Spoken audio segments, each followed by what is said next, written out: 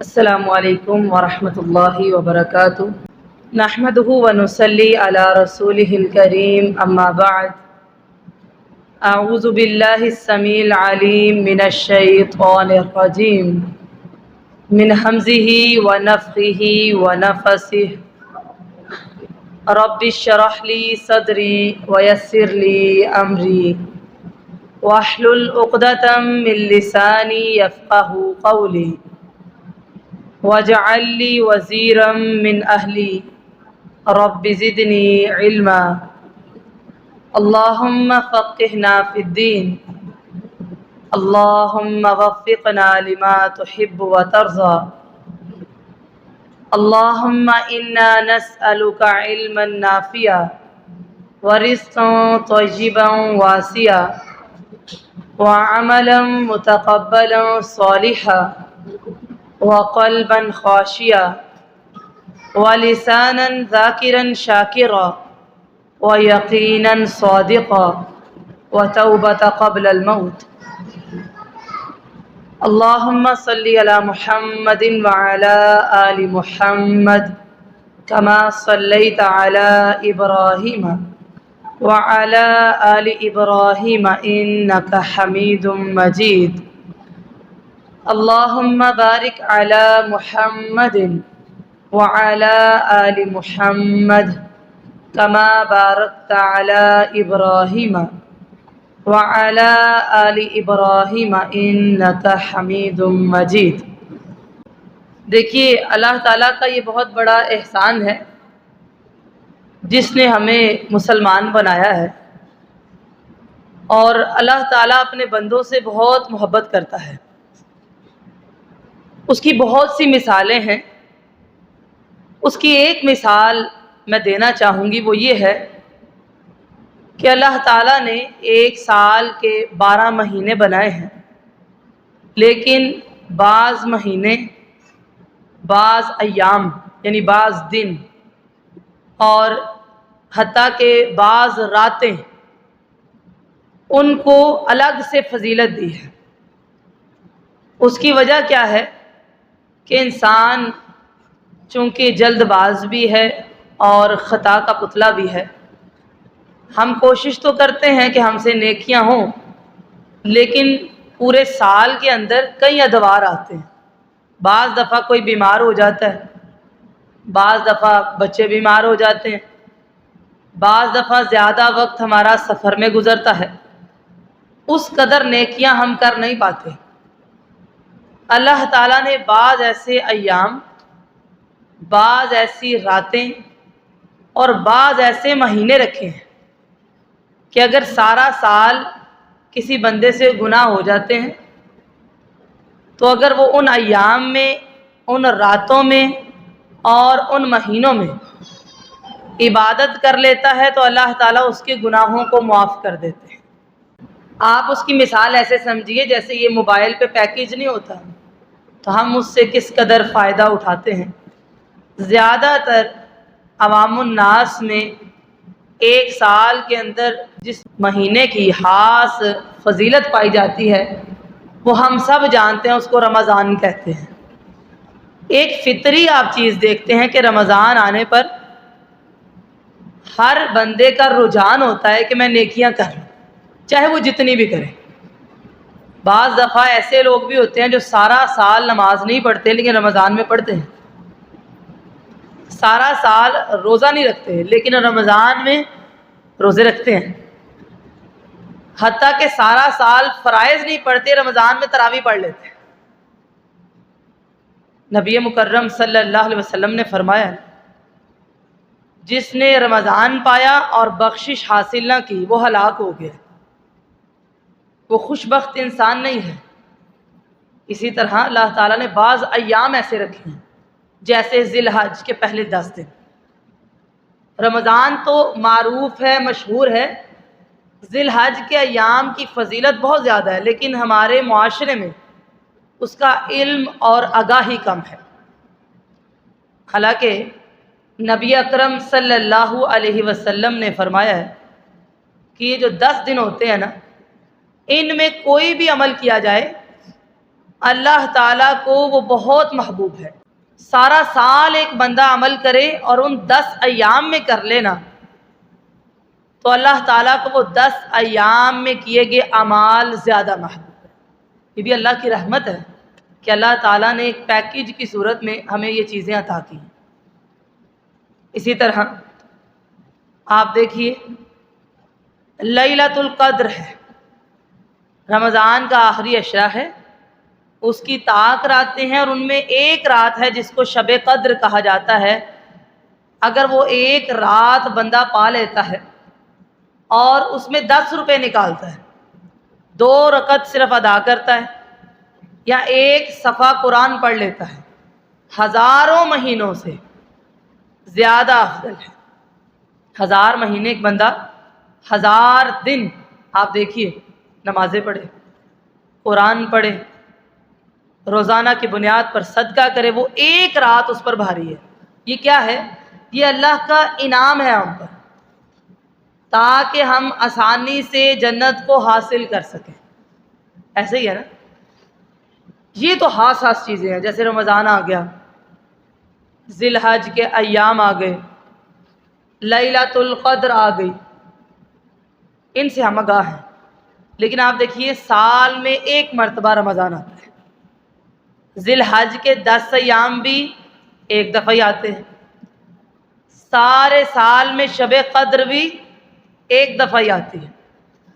آج میں نے بعض ایسے مواقع آپ کے سامنے رکھنے ہیں اور بعض ایسے اذکار رکھنے ہیں جو ہر روز یا ہر ہفتے ہمیں نصیب ہوتے ہیں، لیکن ہمیں یہ آگاہی نہیں ہے کہ وہ ایام، وہ لمحات یا وہ اذکار اللہ کے نزدیک اس قدر محبوب ہیں کہ جو بندہ ان سے فائدہ اٹھا لیتا ہے اس کے لیے اللہ تعالیٰ آسمان کے دروازوں کو کھول دیتا ہے۔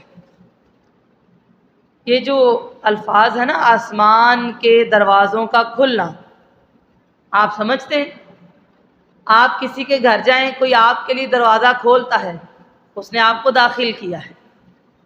بعض دفعہ لوگ کہتے ہیں کہ آپ کے لیے ہمارے دل کے دروازے کھلے ہیں، محبت کی علامت۔ بعض دفعہ والدین کہتے ہیں کہ زندگی میں کوئی بھی لمحہ آ جائے، ہمارے گھر کے دروازے کھلے ہیں۔ آپ اس پروٹوکول کو سمجھتے ہیں؟ بعض ایسے مواقع ہیں اور بعض ایسے اذکار ہیں کہ جو بندہ ان سے فائدہ اٹھا لیتا ہے، اللہ تعالیٰ اس کے لیے آسمان کے دروازوں کو کھول دیتا ہے۔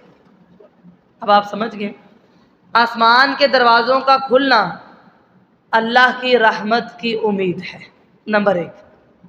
نمبر 2، جب آسمان کے دروازے کھلتے ہیں اس وقت دعائیں قبول ہوتی ہیں، وہ قبولیت کے اوقات ہوتے ہیں، اللہ کی رحمتوں کا نزول ہوتا ہے اور اللہ تعالیٰ دعاؤں کو قبول کرتے ہیں۔ بڑی چھوٹی چھوٹی یہ ٹپس ہیں، یقین مانیے اگر انسان اس سے فائدہ اٹھائے تو وہ کبھی بھی خسارے میں نہیں رہ سکتا۔ آئیے دیکھتے ہیں ایسے اوقات کون سے ہیں جن میں اللہ تعالیٰ آسمان کے دروازوں کو کھولتا ہے۔ سب سے پہلے نبی مکرم صلی اللہ علیہ وسلم نے فرمایا، اذا نادى المنادی فتحت ابواب السماء، جب کوئی مؤذن اذان دیتا ہے، فتحت ابواب السماء، آسمان کے دروازے کھول دیے جاتے ہیں۔ کسی ایک کے لیے نہیں، یہ سب کے لیے کھول دیے جاتے ہیں۔ بات سمجھ آ گئی؟ جب بھی اذان کا ٹائم ہوتا ہے اور مؤذن اذان دیتا ہے، اذا نادى المنادی، جب بھی، شرط یہ ہے کہ جب بھی اذان ہو، بدلے میں کیا ملے گا؟ فتحت ابواب السماء، آسمان کے دروازے کھول دیے جاتے ہیں اسی وقت۔ اب یہ اللہ کی رحمت ہے کتنی بڑی۔ اور وَاسْتُجِيبَ الدُّعَاءُ، اور اس وقت میں دعائیں قبول کی جاتی ہیں۔ اب یہ ایک ایسا وقت ہے جو دن میں 5 مرتبہ ہم میں سے ہر ایک بندے کو نصیب ہوتا ہے۔ فجر، ظہر، عصر، مغرب، عشاء، چلیے ایک اذان تو آپ سنتے ہی ہوں گے، ایسا ہی ہے نا؟ تو جب بھی کوئی مؤذن اذان دیتا ہے، اذان کے وقت میں آسمان کے دروازوں کو اللہ تعالیٰ کھول دیتے ہیں۔ اسی طرح حدیث میں آتا ہے، نبی مکرم صلی اللہ علیہ وسلم نے فرمایا، سنتانی ما تردانی، دو وقت ایسے ہیں جس میں دعا رد نہیں ہو سکتی۔ دیکھیے ہم میں سے ہر بندہ کہتا ہے کسی کو رزق کی کمی ہے، کسی کو اولاد کی کمی ہے، ایسے ہی کسی کے پاس سب کچھ ہے، سکون کی کمی ہے۔ ہم جگہ جگہ کہتے ہوئے نظر آتے ہیں کہ ہمارے لیے دعا کیجیے گا۔ سنتانی ما تردانی، اللہ تعالیٰ نے دو وقت ایسے رکھے ہیں جن میں دعا رد ہی نہیں ہوتی۔ یہ ضمانت کس کی ہے؟ نبی اکرم صلی اللہ علیہ وسلم۔ پہلا وقت الدعاء عند النداء، جب اذان ہوتی ہے، اذان کے بعد دعا رد نہیں ہوتی۔ اور دوسرا وتحت المطر، جب بارش ہوتی ہے۔ بعض دفعہ بارش، دیکھیے اللہ تعالیٰ کی رحمت ہے، ہمیں نصیب ہوتی ہے، ہم کہتے ہیں بڑا اچھا موسم ہے، لیکن یہ خیال نہیں آتا کہ بارش ہو رہی ہے دعا کر لیں، نہیں، ہم ان مواقعوں کو بھول جاتے ہیں یا پھر شیطان بلا دیتا ہے۔ تو یہ پہلا نقطہ یہ ہے، حتیٰ کہ نبی مکرم صلی اللہ علیہ وسلم نے فرمایا، سنن ابی داود کی روایت ہے، آپ صلی اللہ علیہ وسلم کا فرمان گرامی ہے، الدعاء عند النداء وعند البأس حین یلحم بعضهم بعضا۔ الفاظ کچھ یوں ہیں کہ دو وقت ایسے ہیں جب اللہ تعالیٰ دعاؤں کو قبول کرتے ہیں، ایک جب اذان ہوتی ہے، دوسرا جب میدان جنگ کے اندر مسلمان جہاد کرتے ہیں اور کافروں کو کاٹتے ہیں۔ اب یہ دوسرا وقت بڑا ہی مشکل ہے، خواتین کو یہ نصیب تو نہیں نہ ہوتا کہ میدانوں میں جائیں، اور وہ ٹائم کس قدر مشکل ٹائم ہوتا ہے کہ جب پتہ ہے یہاں تو شہید ہونا ہے یا پھر غازی بننا ہے، اس وقت لڑتے ہوئے اللہ تعالیٰ مجاہدوں کی زبان سے جو دعائیں نکلتی ہیں ان کو قبول فرماتے ہیں۔ اور اس کی برابری پہ کہا کہ جب اذان ہوتی ہے اللہ تعالیٰ دعاؤں کو قبول فرماتا ہے۔ اب یہ بڑی ہی ایک عام سی بات ہے، لیکن بات تو ہے فائدہ اٹھانے کی۔ ہمیں چاہیے کہ ہم اذان سے پہلے تیاری کریں۔ ہم معاشرے کے اندر دیکھتے ہیں بعض لوگ تو ایسے ہیں جو نماز بھی نہیں پڑھتے۔ اللہ تعالیٰ سے دعا کیا کریں کہ اللہ تعالیٰ ہمیں اور ہماری نسلوں کو نمازوں کا پابند بنا دے۔ اچھا پھر دیکھیے بعض ایسے ہیں کہ اللہ تعالیٰ نے ان پر یہ رحمت کی کہ وہ نمازیں پڑھتے ہیں، لیکن وہ یہ سمجھتے ہیں نماز پڑھ کے کہ ہم نے یہ کام مکمل کر دیا۔ آپ نے دیکھا ہوگا مساجد کے اندر بھی یہ چیز پائی جاتی ہے کہ جیسے ہی اذان ہوتی ہے لوگ واش روم میں گھس جاتے ہیں۔ کبھی آپ نے دیکھا ہو، خواتین بھی گھر میں ایسے ہی ہے، جو بڑا بھی نمازی ہے نا، اذان ہوتے ہی وہ اگلا کام کیا کرتا ہے، واش روم میں چلے گئے، اور ہو سکتا ہے 15-20 منٹ بھی لگ جائے، بیت الخلاء میں گئے، اس کے بعد وضو کیا، ٹائم لگایا۔ یہاں پھر بعض دفعہ اذان ہونے کے بعد ہم کہتے ہیں ابھی ٹائم ہے جی، ابھی ہم کام کر لیتے ہیں، نماز کو تو وقت پڑا ہے، لیکن ہم یہ نہیں جانتے کہ اذان کے بعد یہ جو ٹائم ہے یہ کس قدر قیمتی ہے۔ عورتوں کے لیے بھی یہ لازم ہے کہ وہ ہمیشہ اپنی نمازوں کی تیاری اذان سے پہلے کریں۔ ٹھیک ہے، بات سمجھ آئیے؟ وقت کا تو پتہ چل جاتا ہے نا کہ ٹائم ہونے والا ہے، اذان تو آپ کو الرٹ کرتی ہے کہ آپ نے وضو کیا ہو، آپ تحیۃ الوضو پڑھ لیں، 2 نفل وضو کی ادا کر لیں۔ نبی مکرم صلی اللہ علیہ وسلم نے فرمایا، جب کوئی شخص وضو کر کے اپنے گھر سے مسجد کی طرف نکلتا ہے، اسے چاہیے کہ وہ ہاتھوں میں ہاتھ نہ ڈالے۔ کیوں؟ کیونکہ وہ نماز کی حالت میں ہے ایک طرح سے، یعنی وضو کرنے کے بعد اس کا اجر بھی نماز والا لکھا جا رہا ہے، اس کی حالت بھی نماز والی ہے۔ آپ سمجھ گئے؟ یعنی نماز کی تیاری کرنے سے نماز کا اجر لکھا جاتا ہے۔ کوئی فضول حرکت نہ کرے، وہ انگلیوں میں انگلیاں نہ ڈالے۔ اب بتائیے، جب اذان ہوتی ہے ہمیں چاہیے اذان سے 15 یا 20 منٹ پہلے ہم نے وضو کر لیا ہو، واش روم سے فارغ ہو چکے ہوں، ہماری تیاری مکمل ہو کہ ہم نے نماز پڑھنی ہے۔ بھاگم بھاگ اس زندگی میں اگر ہم نے اپنی نمازوں کے لیے اچھا وقت نہ نکالا، آنے والے اوقات میں ہم نکال نہیں سکیں گے، کیونکہ آنے والے ایام اس سے زیادہ مصروف ہو سکتے ہیں، کم مصروفیت نہیں ہو سکتی۔ یہ زندگی کا اصول ہے۔ آج جو یہ سمجھتا ہے کہ شاید کل میں فارغ ہو جاؤں، یہ اس کی بھول ہے۔ ایسا ہی ہے نا، آج بچے نہیں ہیں، لگتا ہے کہ ہونے والے مشکل ٹائم ہے، کل کو ہو جائیں گے اس سے مشکل ہے۔ جب چھوٹے ہیں لگتا ہے یہ مشکل ہے، نہیں، بڑے ہو جائیں گے اس سے بھی مشکل ہے۔ بڑے ہو گئے ذہن میں آیا کہ شاید میری جان چھوٹ گئی ہے، نہیں، شادیاں کر کے کام اور مشکل ہے۔ اور جب آپ کو یہ سمجھا جائے کہ اب آپ کسی کام کے نہیں، آپ تو کام ہی نہیں کرتے، آپ کا صرف گھر میں رہنا بھی ایک کام ہے، لہٰذا کام تو آپ کے ساری زندگی ختم نہیں۔ اپنی نمازوں کو بہترین بنائیں، ان اوقات کو اپنی زندگی میں کبھی بھی ضائع نہ کریں۔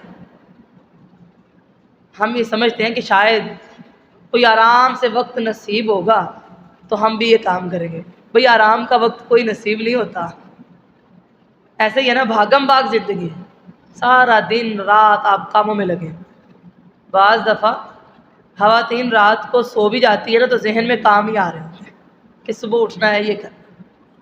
لہٰذا اس بھاگ دوڑ والی زندگی میں اپنے ایمان کے لیے، اپنے دین کے لیے وقت نکالیے، کل نہیں آج ہی سے۔ اگر اللہ نے توفیق دی ہے اللہ کا شکر ہے۔ اچھا، پھر اسی طرح ہمارے معاشرے میں نے مساجد کے اندر بھی یہ چیز پائی، اور مجھے بڑا ہی دکھ محسوس ہوتا ہے کہ اذان ہونے کے بعد واش روم کے جو دروازے بجنے لگتے ہیں، وہ سارا ٹائم لوگ اسی چیز میں گزار دیتے ہیں، جبکہ محدثین کو آپ دیکھیے، ایسے بھی محدث گزرے ہیں، زندگی اگر 20 سال تھی، 30 سال تھی، جتنے سال کی زندگی تھی کیسے گزاری ہے کہ مؤذن نے اگر اذان دی ہے نا، اس اذان سے پہلے وہ مسجد میں موجود ہوتے تھے۔ یہ ہوتی ہے نماز کی تیاری۔ ایسی نمازوں سے اللہ تعالیٰ ایمان کی حلاوت اور مٹھاس نصیب کرتا ہے۔ جتنی آپ نماز کو تاخیر دیں گے نا، آپ یاد رکھیے گا اتنی اس کی حلاوت کم ہوتی ہے۔ نبی مکرم صلی اللہ علیہ وسلم نے فرمایا، ابو داود کی روایت ہے، مؤذن جب اذان دیتا ہے، نبی اکرم علیہ السلام نے فرمایا، کل کما یقولون، تم بھی ویسے ویسے کہو جیسے جیسے وہ کہتا ہے۔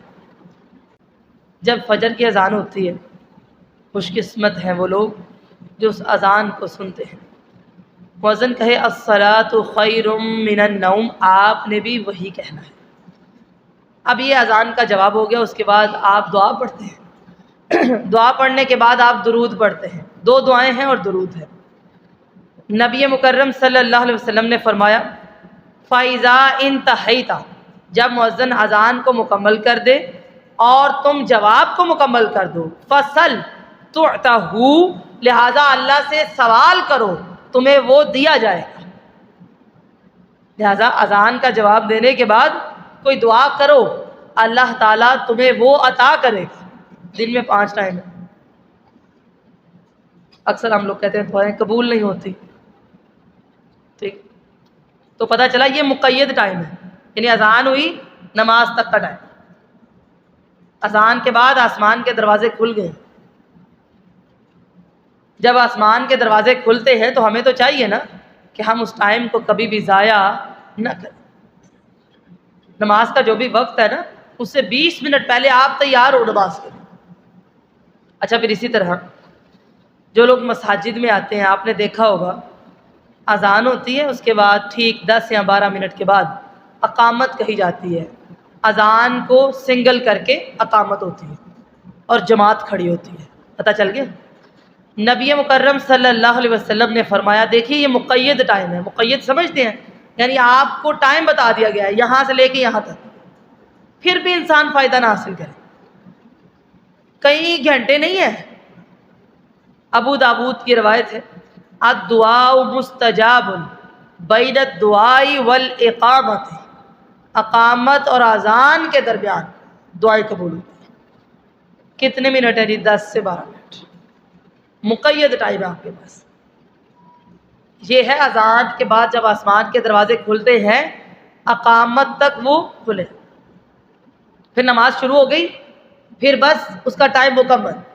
لہٰذا یہ 12 منٹ ہے، یہ 15 منٹ ہے، اپنی زندگی میں اس کو ضائع نہ کیجیے، کبھی بھی ضائع نہ کریں، کیونکہ قیامت کا دن ایسا دن ہے کہ انسان جو بڑا بھی نیک ہے وہ تمنا کرے گا کہ کاش میں نے اور نیکیاں کی ہوتی، کچھ اور ٹائم اللہ کا ذکر کر لیتا، کچھ اور ٹائم نوافل پڑھ لیے ہوتے۔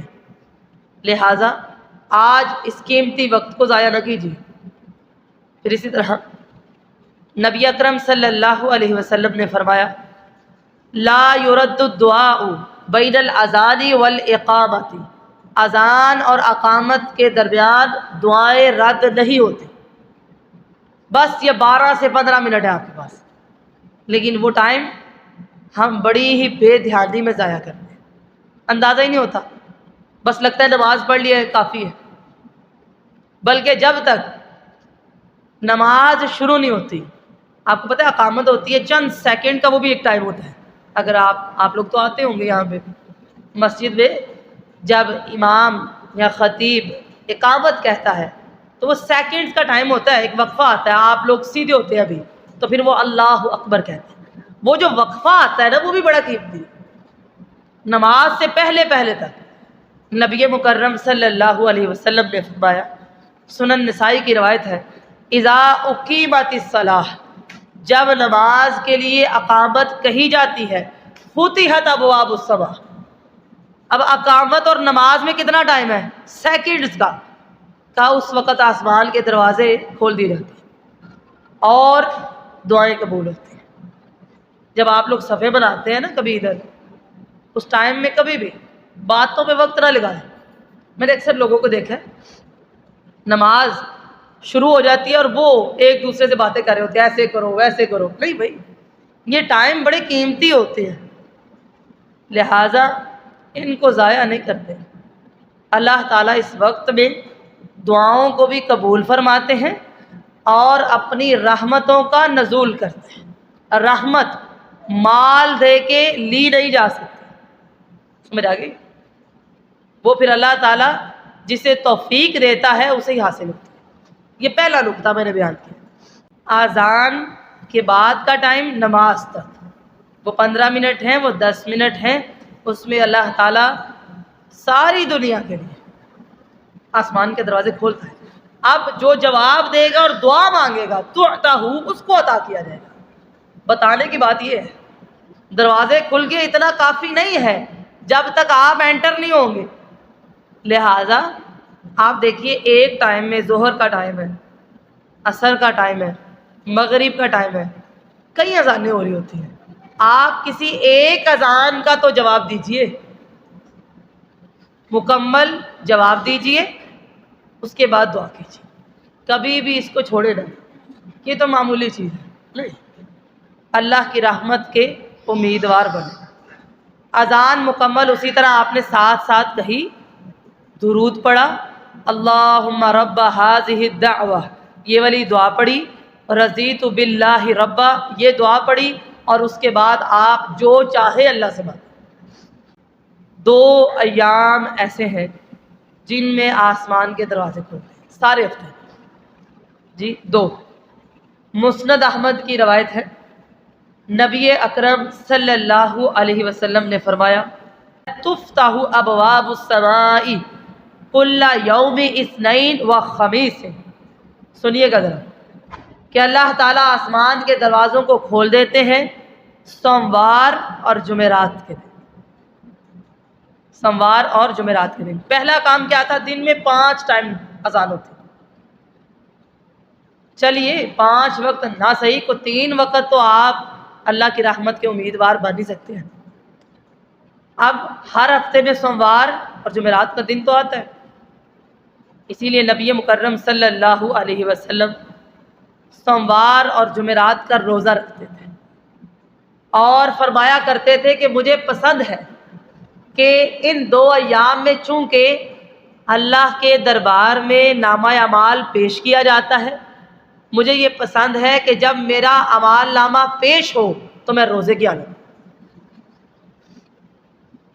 ان 2 ایام کی یہ بھی فضیلت ہے کہ ان 2 دنوں میں نامہ اعمال اللہ کی بارگاہ میں پیش ہوتا ہے سارے ہفتے کا۔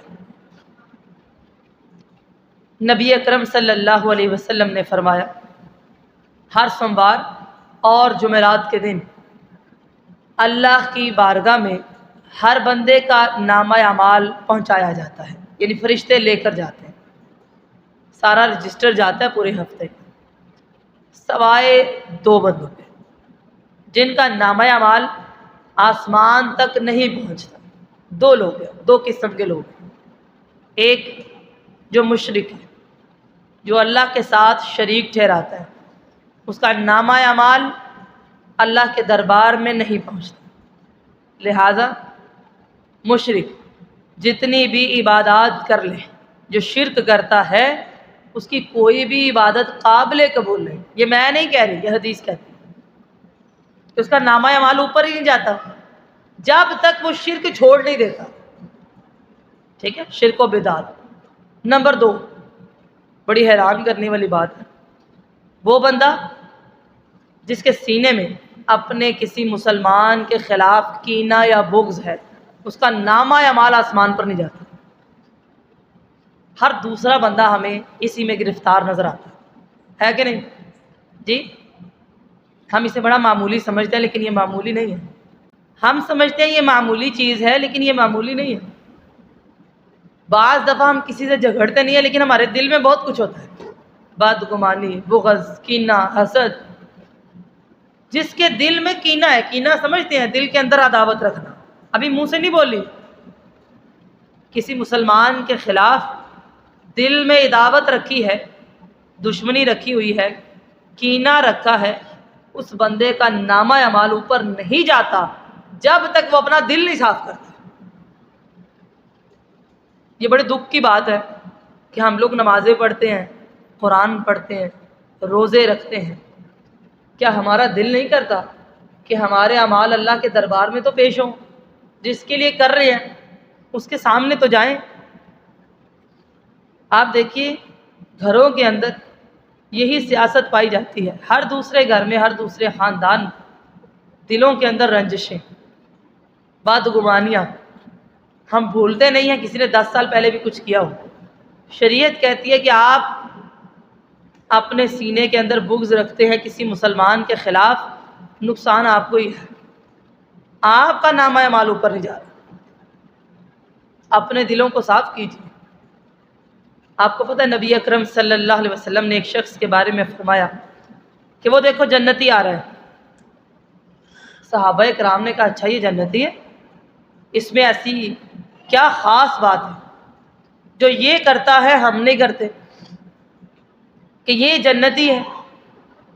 ایک صحابی ان کے ساتھ چلے گئے، ان کے ساتھ کچھ ایام گزارے، جب رخصت ہونے لگے تو پوچھا کہ آپ یہ بتائیے کہ آپ ایسا کون سا عمل کرتے ہیں کہ آپ کو رسول اللہ صلی اللہ علیہ وسلم نے جنتی کہا ہے؟ آپ اس مثال کو ایسے سمجھیے، ایک ہوتا ہے کہ فلاں بندہ یہ عمل کرے گا تو جنتی ہوگا، ایک ہوتا ہے وہ جو آ رہا ہے نا وہ جنتی ہے، فرق تو ہے نا۔ کہ ایسا کون سا عمل ہے کہ آپ کو دیکھ کر رسول اللہ نے جنتی کہا ہے صلی اللہ علیہ وسلم؟ انہوں نے کہا زیادہ تو کچھ نہیں، کام تو میں بھی وہی کرتا ہوں جو آپ لوگ کرتے ہیں، ہاں اتنا ضرور ہے کہ جب رات کو میں سونے لگتا ہوں نا تو میں سب لوگوں کو دل سے معاف کر کے سوتا ہوں۔ جس کو ہم بہت چھوٹا سمجھتے ہیں وہ بہت بڑا عمل ہے کہ نہیں؟ بہت بڑا ہے، معاف کر کے مٹا دینا۔ ختم، یاد ہی نہیں کرنا. یہ نہیں کہ فلاں ٹائم پہ بھی اس نے ایسے کیا تھا، نقصان اپنا ہی ہے. لہٰذا سوموار اور جمعرات کو اعمال اسی کے اوپر جاتے ہیں جو مشرک نہیں ہے، جس کا سینہ صاف ہے حسد، کینہ اور بغض سے. پھر اسی طرح تابعین ان ایام کی ایک خاص روٹین رکھتے تھے کہ ان ایام میں اعمال نامہ اوپر جاتا ہے. آج کی خواتین سے، آج کی بچیوں سے، آج کے بچوں سے آپ روٹین پوچھ لیجئے، کیا روٹین ہوگی؟ سوموار والے دن کو ڈرامہ لگتا ہے، کوئی مووی لگتی ہے. جی بتائیے، ہم سوموار اور جمعرات کو کیا کرتے ہیں؟ وہی کام کرتے ہیں جو عام طور پہ کیے جاتے ہیں. لڑکوں سے پوچھیں گے تو وہ میچ کھیل لیتے ہیں، کسی کی دعوت رکھ لی ہم نے. کبھی ہم نے ان ایام کو ایسے گزارا ہی نہیں ہے کہ ان 2 دنوں میں آسمان کے دروازے کھل گئے ہیں، تبھی تو اعمال نامہ اوپر چڑھا ہے نا. دروازے نہیں کھلیں گے تو اعمال اوپر کیسے جائیں گے؟ ٹھیک ہے. تو نبی مکرم صلی اللہ علیہ وسلم نے فرمایا تفتح ابواب السماء، کہ یہ 2 ایام ایسے ہیں جن میں آسمان کے دروازے کھلتے ہیں، سوموار اور جمعرات. اچھا، تیسرا وقت تھوڑا سا مشکل ہے.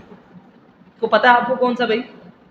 میں نے کہا پہلے ہی تھوڑا سا مشکل ہے، کیونکہ ہماری جو زندگی کی روٹین ہے اس کے اعتبار سے ذرا مشکل ہو جاتا ہے. لوگوں کے لیے فجر پڑھنا بھی، تو تہجد تو اس سے پہلے ہوتی ہے.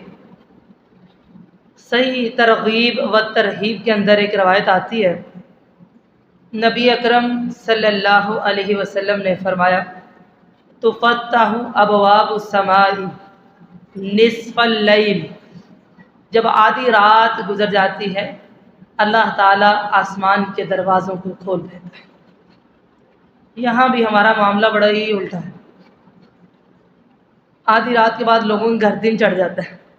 جی ایسے ہی آپ رات کو آج کل گجرات شہر میں بھی باہر نکلیں تو آپ کو ایسے لگے گا جیسے دن ہے. لوگوں کی روٹین بڑی چینج ہوگی. مجھے نہیں پتا کہ ان کی فجر کیسی ہوتی ہے، میرا نہیں خیال کہ فجر صحیح ہے، کیونکہ رات کو جو 2 بجے سوئے گا وہ فجر کیسے پڑھے گا؟ نہیں پڑھ سکتا. اور اگر وہ پڑھ بھی رہا ہے تو یقیناً سوئے سوئی پڑھ ہے. بعض لوگوں کی فجر بھی ایسی ہے کہ 10 بجے اٹھ کے پڑھے ہوتے ہیں، 7 بجے 8 بجے. فجر یہ تو نہیں نا ہوتی. جب آدھی رات گزرتی ہے اللہ تعالیٰ آسمان کے دروازوں کو کھول دیتے ہیں، اس سے بڑی اور کیا بات ہے؟ لہٰذا تہجد کے لیے وہی اٹھتا ہے جو ٹائم سے سوتا ہے. جس نے سونا 12 بجے وہ تہجد کے لیے کیسے اٹھے گا؟ آپ بتائیے. ہے کوئی روٹین آپ کے پاس؟ نہیں، وہ نہیں اٹھ سکتا. اور جب اللہ تعالیٰ آسمان کے دروازوں کو کھول دیتا ہے، ایک اعلان کرنے والا اعلان کرتا ہے جب آدھی رات گزر جاتی ہے، حل من سائل یعطی، کوئی ہے جو سوال کرے اس کو دیا جائے. سارا دن لوگ روتے رہتے ہیں، دعائیں قبول نہیں ہوتی. اس وقت اعلان ہو رہا ہے حل من سائل، کوئی سوال کرنے والا ہے، یعطی، اللہ تعالیٰ دینے کے لیے آیا ہے، لیکن ہم لوگ سو رہے ہوتے ہیں.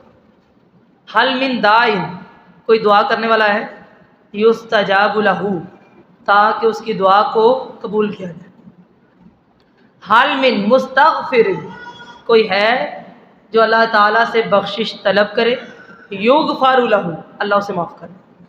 اور آپ نے ایک حدیث میں پڑھا ہوگا نبی مکرم صلی اللہ علیہ وسلم نے فرمایا جب آدھی رات گزر جاتی ہے، 1/3 حصہ گزر جاتا ہے، اللہ تعالیٰ 7 آسمانوں سے اوپر عرش پر ہے. اللہ تعالیٰ اس آسمان دنیا پر نزول فرماتا ہے، جو آسمان ہمیں نظر آتا ہے، اور پوچھتا ہے کوئی جو مجھ سے مانگے؟ رزق مانگے میں اس کو عطا کروں، دعا مانگے میں اس کی قبول کروں، بخشش مانگے میں اس کو بخش دوں. لیکن ہمارا جواب کیا ہے؟ خراٹے. آج کل تو فجر کی پابندی نہیں ہے، تہجد تو بہت مشکل ہو گئی ہے، اسی لیے ہم لوگ محروم ہو گئے آج.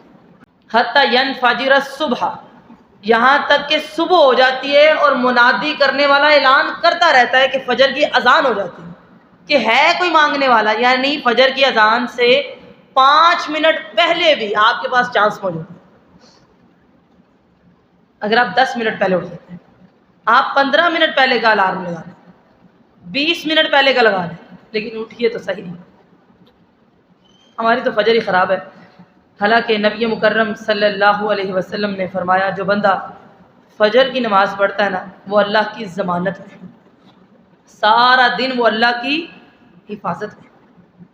فجر کا مطلب یہ نہیں ہوتا کہ دن چڑھ گیا ہے، سورج نکل آیا تو آپ فجر ہے، نہیں، یہ فجر نہیں ہوتا۔ آپ صلی اللہ علیہ وسلم اندھیرے میں، سحری کے اندھیرے میں فجر شروع کرتے، کم از کم اس میں 100 آیات کی تلاوت کرتے، اور نماز مکمل ہوتے ہوتے دن چڑھتے۔ یہ ہے فجر۔ اور جب لوگ نماز کے لیے نکلتے، اندھیرا اتنا ہوتا کہ ایک دوسرے کو پہچان نہیں سکتے تھے۔ مزہ بھی اسی ٹائم میں آتا ہے، جو دن چڑھ جاتا ہے وہ مزہ نہیں رہتا۔ لہٰذا ہم بڑے نیک نہ صحیح، لیکن کوشش تو کر ہی سکتے ہیں نا۔ فجر سے آپ 15 منٹ پہلے کا الارم لگا لیں، 20 منٹ پہلے کا لگا لیں۔ آپ کی نیت تو دیکھی جائے گی نا، نیت پکی ہے آپ کی۔ آپ نے 20 منٹ پہلے کا الارم سیٹ کر لیا اور لگا لیا، اور اپنے سے دور رکھنا ہے، پاس نہیں رکھنا، اور ٹائم سے سونا ہے۔ اگر آپ 12 بجے سوئیں گے تو آپ کیسے 2 بجے اٹھیں گے، 3 بجے کیسے اٹھیں گے؟ ہاں، اگر آپ عشاء پڑھ کے سونے والے ہیں، یقیناً آپ کی آنکھ کھلے گی انشاءاللہ۔ اپنی زندگی کا اس سائیکل کو چینج کیجیے، کیونکہ نبی مکرم صلی اللہ علیہ وسلم نے فرمایا میری امت کی برکت اس کی صبح میں رکھی گئی ہے۔ آپ کبھی تاریخ پڑھیے، آپ صلی اللہ علیہ وسلم جتنے غزوات کے لیے نکلتے تھے صبح کے وقت، فجر کے بعد، بڑے بڑے کام فجر کے بعد ہوتے تھے۔ قرآن پڑھتے تھے فجر کے بعد، ایسے ہی اشراق ہے فجر کے بعد، اور ہم سمجھتے ہیں کہ 10 بجے دن چڑھے گا اور سب کچھ کریں گے، لیکن برکت ہمارے گھروں سے پھر اٹھ جاتی ہے۔ لہٰذا یہ ٹائم ایسا ہے جب آدھی رات گزرتی، آسمان کے دروازے کھلتے ہیں۔